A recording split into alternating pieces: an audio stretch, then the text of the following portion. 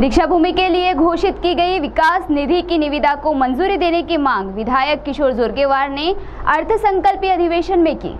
इस संदर्भ में उन्होंने अधिवेशन में और क्या कहा, आइए देखते हैं इस खबर में।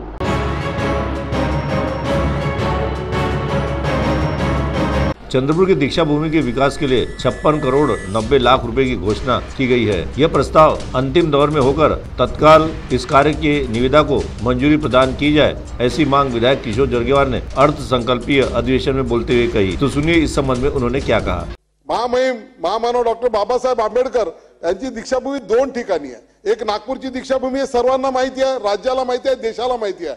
परंतु 16 ऑक्टोबर 1956 ला दीक्षा बाबासाहेबांनी चंद्रपूरला सिद्धा दिली होती, परंतु चंद्रपूरच्या दीक्षाभूमीचा विकास झाला नाही।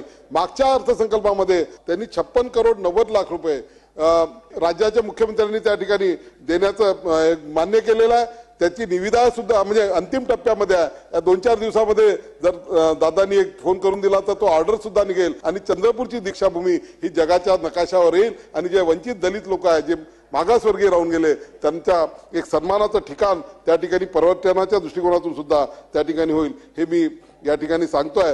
परंतु त्याची मागणी 100 कोटीची होती अध्यक्ष महाराज, त्या ठिकाणी केवळ 57 कोटी रुपये दिलेले आहे। उर्वरित निधी सुद्धा दादांनी त्या ठिकाणी द्यावा ही मी या ठिकाणी विनंती करतोय। CTV के लिए हमारे प्रतिनिधि वैभव की रिपोर्ट।